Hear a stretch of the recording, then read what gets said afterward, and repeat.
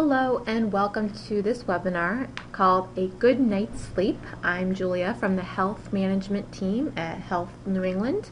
The webinar today talking about a good night's sleep is going to include how we can naturally find ways to manage our sleep, create habits that will be useful to us, and then over time be able to get a full night's sleep and feel well rested. Many people struggle with the effects of not sleeping or have trouble sleeping, and really is the basis for our health in every way. Without a good night's sleep, it can affect us from day to day, but also can affect us chronically, internally, and so forth. So let's learn how to get that good night's sleep. Let me ask you a question. What percent of Americans do you think don't get enough quality sleep? The staggering answer is 60%. So 60% of Americans don't get proper amounts of sleep. It doesn't mean that they don't try, but sometimes it's hard for people to fall asleep and stay asleep. This can result in falling asleep at work, absenteeism, not being able to go in because you're so exhausted. Over time, chronic health issues can arise, car accidents, accidents at work. So a lot of things factor into not sleeping on the minor side all the way up to our overall health. Irritability, anxiety, poor communication skills, those are a few other examples that can affect relationships and marriages and parenting, so our social life as well. So sleep really touches a lot of areas in our life. We are a sleep-deprived nation. Insomnia is growing as a health epidemic, and it's linked to heart disease, cancer, and obesity. Sleep prescriptions are on the rise, and this condition is starting to affect middle and high schoolers whose brains are still developing. But in this world of go, go, go, sometimes stopping to sleep instead of studying or working on a project or stepping away from your email or a device, it can be seen as a weakness or something that the technology world is not allowing you to do. So there's a lot of things fighting for our attention, and it's important to remember that sleep should be a top priority. Why? What is the purpose of sleep for our bodies? Well, sleep is that time for physical, mental, and emotional rebuilding of the brain. So a lot of areas are touched and rebooted and able to rebuild during that sleeping cycle. The brain doesn't turn off during sleeping. Cells are actually at work cleansing the brain of toxins that can cause Alzheimer's and dementia and other brain-related diseases over time. When brain cells do not have this rest, they can create free radicals in the brain, which destroy cell membranes, RNA, DNA, and mitochondria, which are the energy cells in our body. This also accelerates the aging process, so that ties in with Alzheimer's and dementia as well. Sleep repairs the damaged tissues that have been after exercise or an injury, so not only through the brain, but also joints and muscles and ligaments. Sleep helps to heal those and give those rest as well. This sleep time is a time for the body to repair bone and muscle tissues. Sleep also helps regulate your cell metabolism and body weight. And all these things have been shown to be true through brain scans, brain imaging, and MRIs through sleep studies. So it can be proven that sleep has a great benefit to us physically, mentally, and emotionally. So we're going to get a little technical here and look at the anatomy of sleep. So sleep is not just sleep across the board. There are waves and stages of sleep. EEG technology shows that our brain has a different level of sleep throughout a period of time called a sleep cycle, and there are 5 categories in that sleep cycle. There are also 5 waves that describe how your brain reacts during those stages of sleep. So you'll see as you start to drift off to sleep, those alpha and theta waves are alternating. So you're feeling relaxed, drowsy, maybe reflective, thinking about your day. And as you enter stage 2, those relaxed and thinking about your day waves disappear, and the theta gauge of really being drowsy and wanting to fall to sleep kicks in. Then in stage 3, there's a little bit more of that drowsiness, but delta waves start to kick in as well. So you're getting into that deeper sleep. You might start dreaming, and then you really dive into that deep sleep and a REM cycle in stage 4 and 5.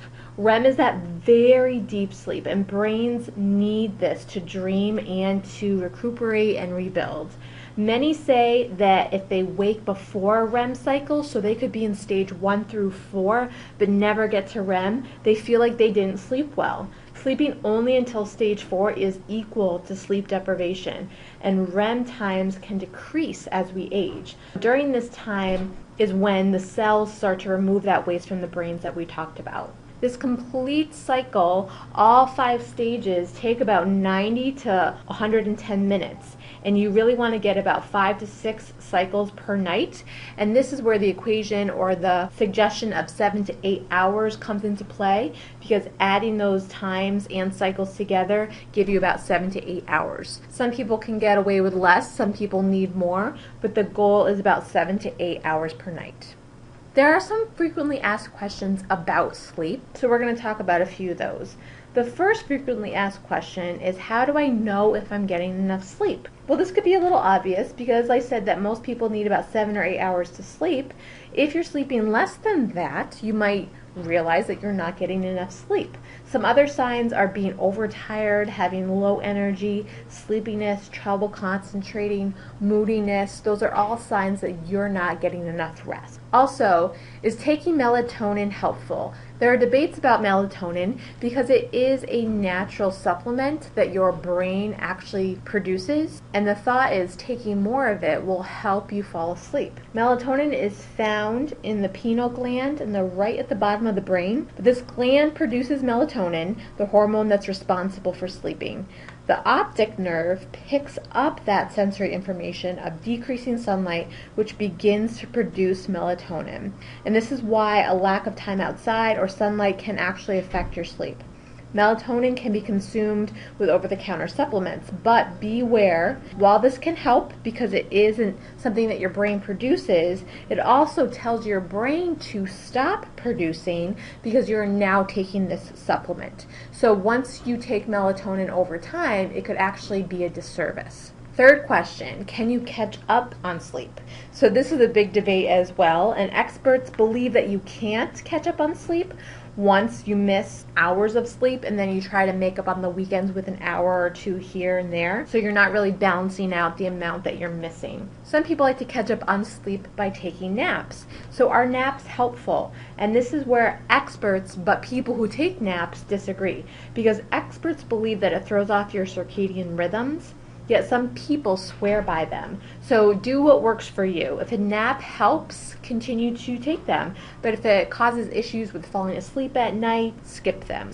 You may have heard the condition sleep apnea. Well, sleep apnea is when breathing stops and starts while sleeping. This can be for a few seconds or up to a few minutes. In serious cases, can actually mess with your sleep greatly and even be fatal.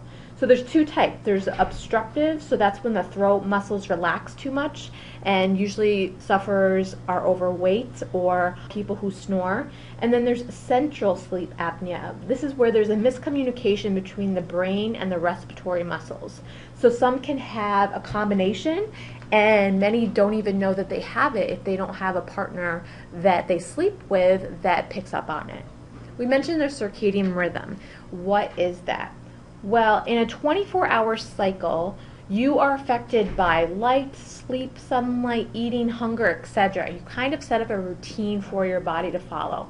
Throwing this off can result in gastrointestinal problems, lowered immunity, and sleep patterns. If you've ever had a newborn baby, you might have heard that their circadian rhythm is off. They sleep during the day and they're up all night. When an adult has that, maybe you work 3rd shift or something along those lines, it can really disrupt your circadian rhythm and affect your sleep greatly. Why do we have trouble sleeping? There are a lot of sleep robbers. So sleep is influenced by our senses, the things around us. During the day, we take in all these sounds and sights, and when we go to sleep, all these senses that take in this information shut down one by one. When we have things around us like a constant hum or a messy room, light coming in through the curtains, or anything like that, it can affect your senses' ability to shut down one by one, therefore falling asleep and staying asleep. When there is light around you, it can affect you falling asleep. The ideal environment is to have darkness. So anything like street lights, TV screens, night lights, the moonlight, that can affect you and that center of the brain that produces melatonin in sleep patterns. So really try to get blackout curtains, shut those blinds, turn off anything that glows, and try to have a really dark environment. The noise around you affects your auditory senses to shut down. If there are loud noises around you or you sleep with someone who snores, try earplugs, white noise, or soft music. Room temperature is very important. A lot of people like it really cold or really hot. They think that that is the environment that they should sleep in, but studies show that cooler is better. Around 68 to 72 degrees is the best temperature to sleep in. Melatonin decreases when you're hot. Technology is a big one in the last 20 or 30 years. It used to just be the concern about TV glowing in the bedroom, but now there are more devices like tablets, laptops, cell phones, and those get brought into the bedroom as well. So keep them out of the bedroom altogether. Your sleep partner can snore, they move, they might have restless leg syndrome, but they keep you up. Pets are also something that can rob your sleep. I know my dog is huge and sleeps on my bed, and when he moves, he wakes me up. So pets make noises. If they're going up and down from the bed in the middle of the night, that can cause issues. So try to set boundaries for your pet. Get them their own bed, or if you really want to sleep with them, make sure that there's rules around that. Because caffeine is a stimulant, it's in more things than just coffee. So soda, chocolate, those things all have caffeine in them. And this stimulates epinephrine and norepinephrine in your body, bringing about that fight or flight response. So it can take about 8 hours to metabolize an 8-ounce cup of coffee. So beware when you drink your last cup of coffee throughout the day so that it doesn't affect you falling asleep. The things around you can affect you falling asleep, like clutter. So if you have a cluttered room, you might have a cluttered mind as well. Pick up before you go to bed. Lastly, food can affect your sleep, and this is specifically in the way of acid reflux.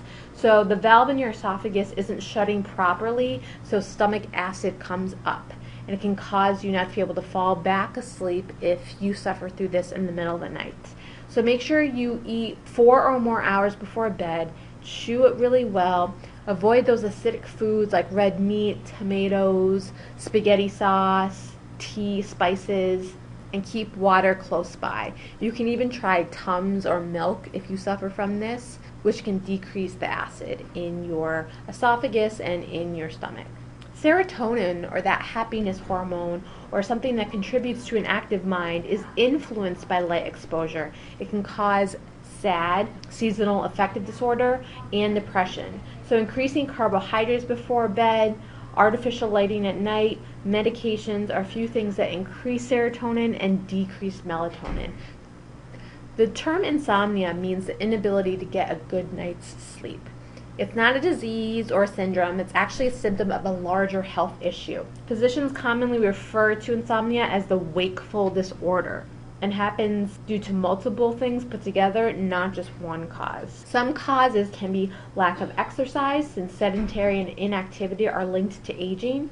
Cardiovascular exercise allows for proper blood flow in all the body's tissues, including the brain, which holds the hormones for sleep. Shift work throws off that internal clock, or that circadian rhythm that we talked about. Frequent urination gets you up in the middle of the night, and then it's hard to fall back asleep. Chronic pain can cause you to just think about your pain instead of relaxing and sleeping.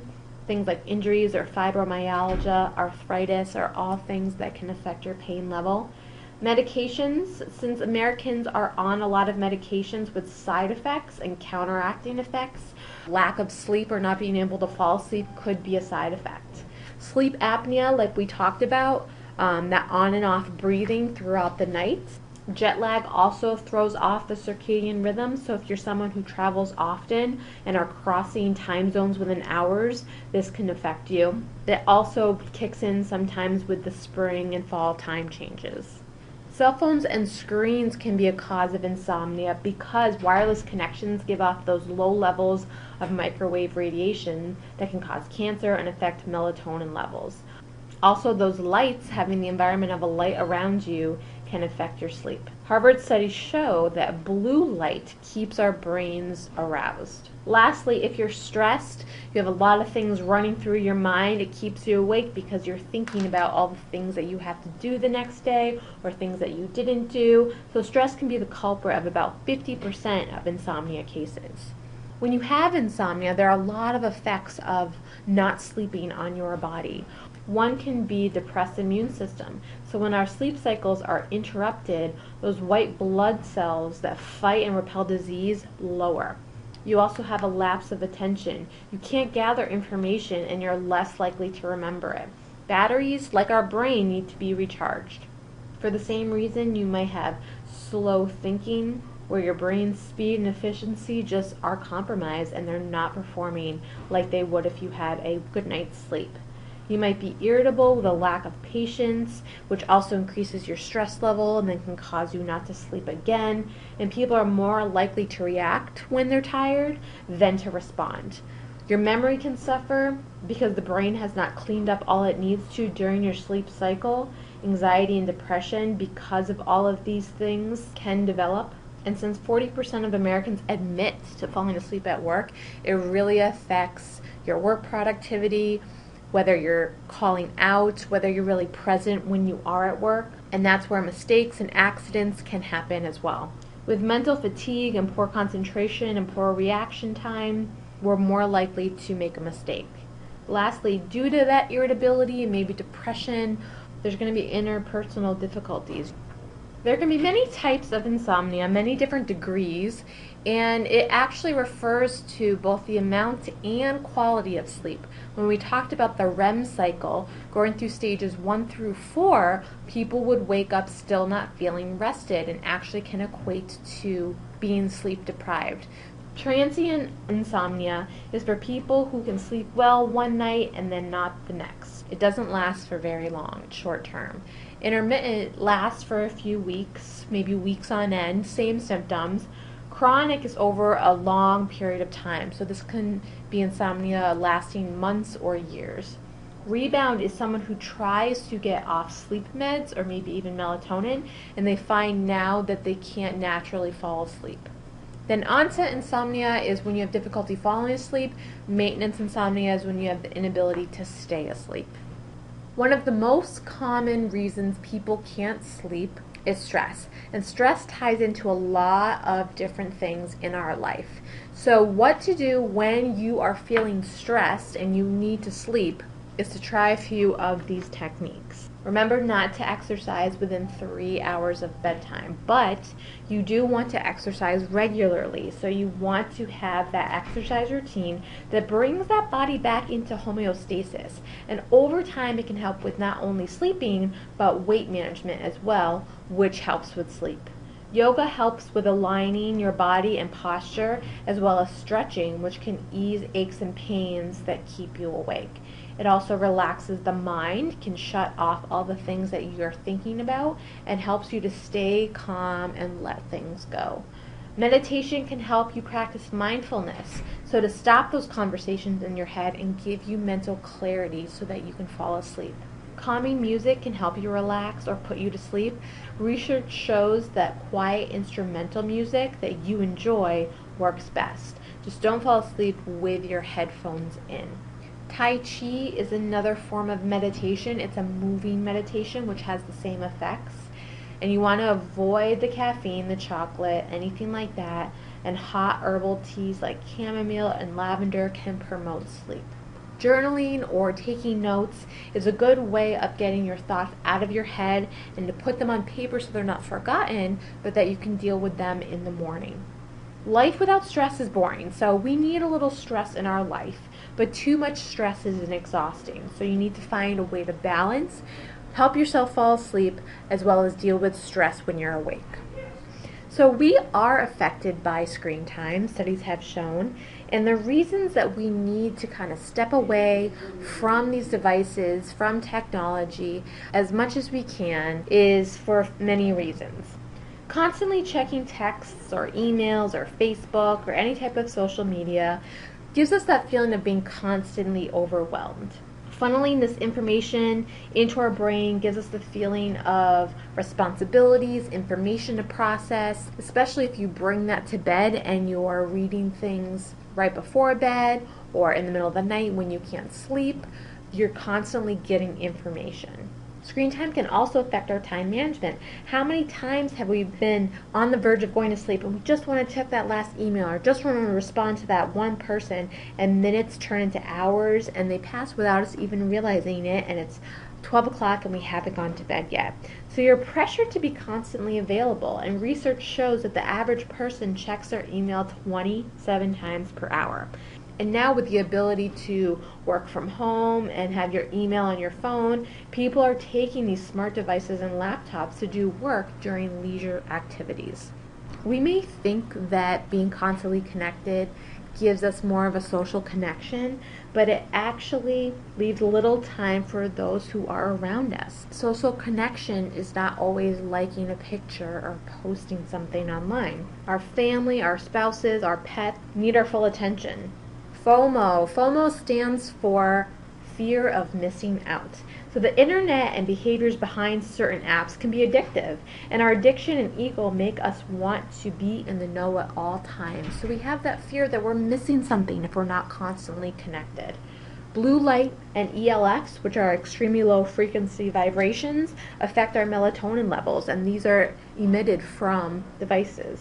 And over time, the more we rely on technology, just like a muscle, when we don't utilize our ability to learn and to memorize, the skill decreases. And in a study of face-to-face conversations, those who had the smartphone within reach were graded as having more boring conversations than those without it. We rely too much on our smartphone or our information that we can find online that we're not actually thinking for ourselves. So things like this can lead to what's called digital dementia. Lastly, it encourages inactivity. So when we're on our devices, most of the time we're not physically active. A Manpower study done in 2010 showed that over 50% of employees never leave their desk for lunch or get any physical activity throughout their 8-hour workday. All these things can affect our sleep. And technology is not bad, it's just how we use it, the boundaries we set, how we monitor it, that can result in better quality of life and better sleep at night. So we saw all these effects of technology, and we don't want to throw the baby out with the bathwater, so how do we get that balance? These are 10 steps on how to take a step back from technology taking over your life. So first, you want to set those healthy boundaries. Just like with eating habits and financial planning, it's easy to be compulsive. So turn off your phones during meals, meetings, movies, while you're driving. Don't check email before a certain time. Set limits for yourself and your family. Also set up a tech-free bedroom. So get rid of the TV. Remember that blue light really affects your melatonin levels. Don't bring your laptop into bed. And studies even show don't use your phone as an alarm clock. Get one of those old school alarm clocks so you don't need to rely on your phone. Give yourself and your family a media curfew. So this means potentially not allowing electronics after 8 p.m. Allow that brain to adjust and slow down before bed so it's easier to fall asleep. Spend time outside. Nature heals and recalibrates the body's circadian rhythms. That's why I said earlier, when you're inside or don't have natural lighting, it actually can affect your sleeping in a negative way. Make sure you get that social aspect in your life. It can lessen the stress due to a smaller chance of miscommunication. Face-to-face builds better relationships. Number 6 is to avoid multitasking. You may think you get more done, but research shows that you will make more mistakes and more errors. So don't get distracted by checking social media or when emails pop up. Focus at one task at a time. And like multitasking, Talking on the phone or texting while doing something else just to get it done can cause accidents, mistakes, and which reduces your quality. Think about taking your lunch break. Don't try to eat and do your work. This is multitasking, but also our brains need the break to de-stress and repair. Take a walk or actually mindfully eat instead. Speaking of mindfulness, try some meditation or really focusing on a task at hand, and it helps that mental homeostasis, going back to an even keel.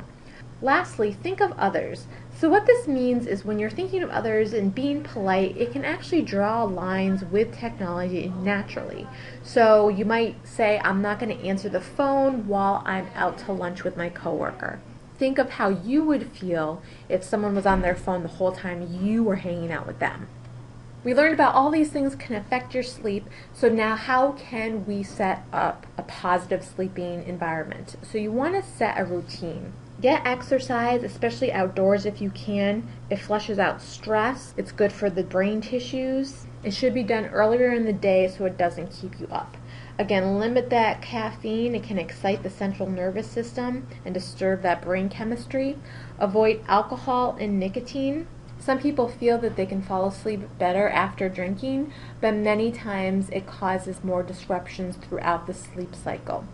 Turn off all your devices before bedtime. Set that boundary, set that limit for yourself and your family, and make a to-do list for the next day. So clear your mind of everything that you are stressing about or thinking about. Maybe get your clothes out or lunch together for the next day. Really prep yourself so there's nothing on your mind. Create that sleep-friendly environment that we talked about. Get rid of the sleep robbers.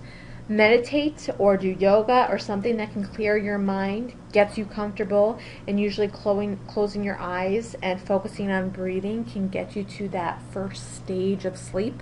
And then also over time, keep this schedule. So you might implement one of these things a few days at a time, then try another one. And then once you have most or all of these things built into your schedule, keep that schedule. Go to bed and wake up at the same time each night, even on the weekends. Eat your dinner at the same time. Really set up that routine for your body. Being mindful really can affect your sleep in a great way. So some benefits of being mindful and sleep is that it promotes better quality because you're able to stay asleep and get into that REM cycle. It enhances the immune system because you're getting quality sleep, lowers the resting heart rate, lowers your resting blood pressure, can decrease anxiety, and increase your general well-being. Research shows that meditation and mindfulness have the ability to create new neuron cells that can help better facilitate brain function and sleep. In order to practice mindfulness or meditation, you want to dedicate about 5 to 10 minutes to this practice. Find a quiet space, even if it's in your bed, because you are prepping to go to sleep. Unplug from everything, TV off, electronics out of your way. Make sure you're comfortable. Close your eyes and focus on your breathing. Focus on the breath, not thinking about anything else. If thoughts start to pop up, you want to acknowledge that they're there and then dismiss the thought, and then keep coming back to that breath.